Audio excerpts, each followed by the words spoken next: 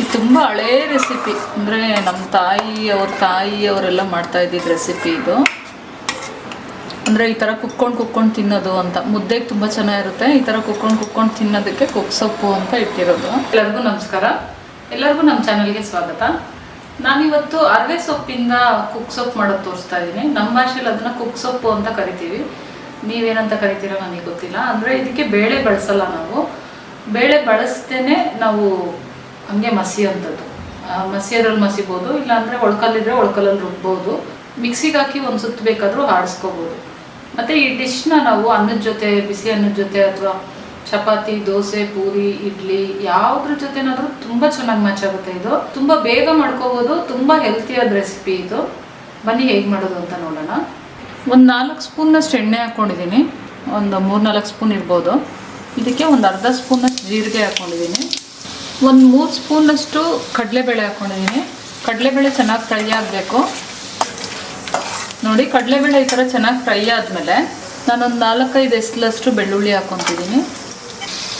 ಒಂದು 7-8 ಮೆಣಸಿನ್ಕಾಯಿ ತೊಗೊಂಡಿದ್ದೀನಿ. ಖಾರದ ಮೆಣಸಿನ್ಕಾಯಿ, ಇದು ತುಂಬ ಖಾರ ಇರುತ್ತೆ, ಅದರಿಂದ ಕಮ್ಮಿ ಹಾಕ್ತಿದ್ದೀನಿ ನಾನು. ನೀವು ಖಾರ ನೋಡ್ಕೊಳ್ಳಿ, ನಿಮ್ಮ ಖಾರಕ್ಕೆ ಅನುಸಾರವಾಗಿ ಹಾಕ್ಕೊಳ್ಳಿ. ಮೆಣಸಿನ್ಕಾಯಿನ ಯಾವಾಗಲೂ ಸ್ವಲ್ಪ ಓಪನ್ ಮಾಡಿ ಹಾಕ್ಕೋಬೇಕು, ಇಲ್ಲಾಂದರೆ ಸಿಡಿಯುತ್ತೆ. ಮೆಣಸಿನ್ಕಾಯಿ ಚೆನ್ನಾಗಿ ಫ್ರೈ ಆಗಬೇಕು. ಫ್ರೈ ಆದಮೇಲೆ ನಾನಿಲ್ಲಿ ಒಂದು ಈರುಳ್ಳಿನ ಕಟ್ ಮಾಡಿ ಹಾಕ್ಕೊತಿದ್ದೀನಿ. ಈರುಳ್ಳಿ ಒಂದು ಸ್ವಲ್ಪ ಫ್ರೈ ಆದಮೇಲೆ ಒಂದು 2 ಟೊಮೆಟೊ ಕಟ್ ಮಾಡಿ ಹಾಕ್ಕೊತಿದ್ದೀನಿ ನಾನು. ಸ್ವಲ್ಪ ಫ್ರೈ ಆಗಿದೆ, ಹಸಿ ವಾಸನೆ ಸ್ವಲ್ಪ ಹೋಗಿದೆ. ಇವಾಗ ನಾವು ಸೊಪ್ಪು ಹಾಕ್ಕೊಂಬಿಡೋಣ. ನಾನು ಸೊಪ್ಪನ್ನೇನು ಸಣ್ಣದಾಗಿ ಕಟ್ ಮಾಡ್ಕೊಂಡಿಲ್ಲ, ಸ್ವಲ್ಪ ಹಾಗೆ ಮುರಿದು ಹಾಕ್ಕೊಂಡಿದ್ದೀನಿ. ಈ ಕಡ್ಡಿನೂ ಹಾಕ್ಕೊಂಡಿದ್ದೀನಿ, ಎಳೆದು ಕಡ್ಡಿನೂ ಹಾಕ್ಕೋಬೋದು ಇದಕ್ಕೆ. ಇದೊಂದು 5-6 ನಿಮಿಷ ತಗೊಳುತ್ತೆ ಇದು ಚೆನ್ನಾಗಿ ಫ್ರೈ ಆಗೋಕ್ಕೆ.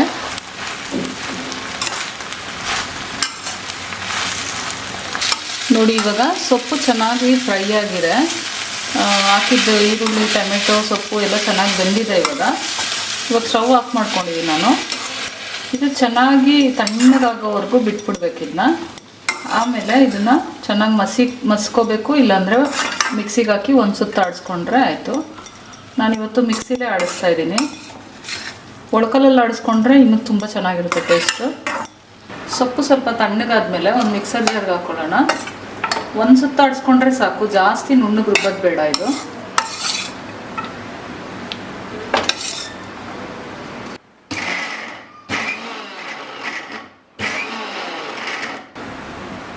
ಇದಕ್ಕೆ ಸ್ವಲ್ಪ ಕೊತ್ತಂಬರಿ ಸೊಪ್ಪನ್ನ ಸೇರಿಸ್ಕೊಂಡು ರುಬ್ಕೊಳ್ಳೋಣ. ಹಸಿ ಕೊತ್ತಂಬರಿ ಸೊಪ್ಪಿದು. ನೋಡಿ, ಇಷ್ಟು ರುಬ್ಕೊಂಡ್ರೆ ಸಾಕು. ಸ್ವಲ್ಪ ತರಿಯಾಗಿ ಇರಬೇಕಿದು, ತುಂಬ ನುಣ್ಣಗೆ ರುಬ್ಕೋಬಾರ್ದು. ಇಷ್ಟಿದ್ರೆ ಸಾಕು. ಅದೇ ಬಾಣಲಿಗೆ ನಾನು ಇನ್ನೊಂದು 2 ಸ್ಪೂನಷ್ಟು ಎಣ್ಣೆ ಹಾಕ್ಕೊಂಡಿದ್ದೀನಿ. ಎಣ್ಣೆ ಕಾಯ್ದ್ಮೇಲೆ ಸ್ವಲ್ಪ ಸಾಸಿವೆ ಹಾಕ್ಕೊಳ್ಳೋಣ. ಸಾಸಿವೆ ಚೆನ್ನಾಗಿ ಸಿಕ್ಕಿದ್ಮೇಲೆ ಒಂದು ಮೆಣಸಿನ್ಕಾಯಿ ಹಾಕ್ಕೊಂಡಿದ್ದೀನಿ. ಒಂದು 2-3 ಎಸಲಷ್ಟು ಬೆಳ್ಳುಳ್ಳಿ ಜಜ್ಜಿಗೆ ಹಾಕ್ಕೊಂಡಿದ್ದೀನಿ. ಕರಿಬೇವು ಸೊಪ್ಪು ಹಾಕ್ಕೊಳ್ಳೋಣ. ಇವಾಗ ರುಬ್ಕೊಂಡಿರೋ ಸೊಪ್ಪು ಸೇರಿಸ್ಕೊಂಡ್ಬಿಡೋಣ.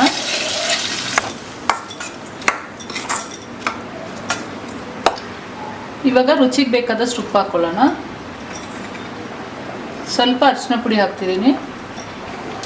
ಸ್ವಲ್ಪ ಹುಣಸೆಹಣ್ಣಿನ ರಸ ಹಾಕ್ಕೊಳ್ಳೋಣ ಇದಕ್ಕೆ.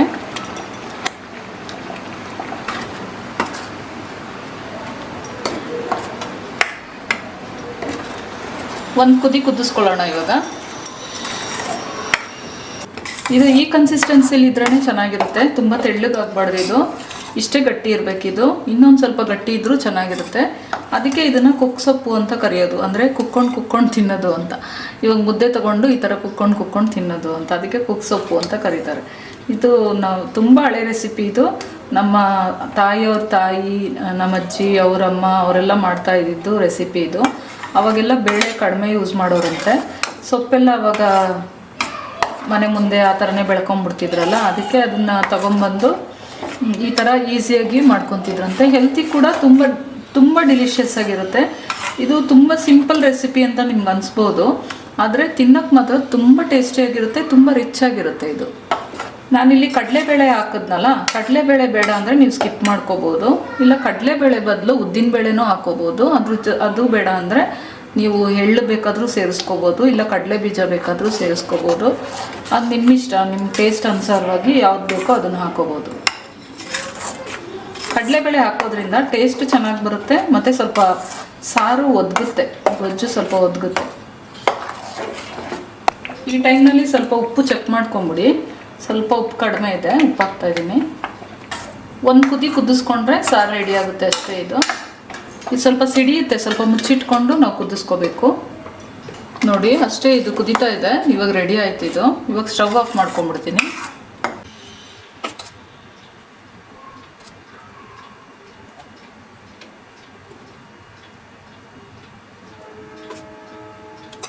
ನೋಡಿದ್ರಲ್ಲ ಫ್ರೆಂಡ್ಸ್, ಸೊಪ್ಪಿಂದು ಕುಕ್ ಸೊಪ್ಪು ಮಾಡಿದ್ದು. ಇದನ್ನ ಕುಕ್ ಸೊಪ್ಪು ಅಂತ ಕರಿಬಹುದು, ಇಲ್ಲಾಂದ್ರೆ ಸೊಪ್ಪಿನ ಚಟ್ನಿ ಅಂತ ಕರಿಬಹುದು. ತುಂಬಾ ಚೆನ್ನಾಗಿರುತ್ತೆ. ನೀವು ಒಂದ್ಸರಿ ಖಂಡಿತವಾಗ್ಲೂ ಇದನ್ನ ಟ್ರೈ ಮಾಡಿ ನೋಡಿ, ನಿಮ್ಮೆಲ್ಲರಿಗೂ ತುಂಬಾ ಇಷ್ಟ ಆಗುತ್ತೆ.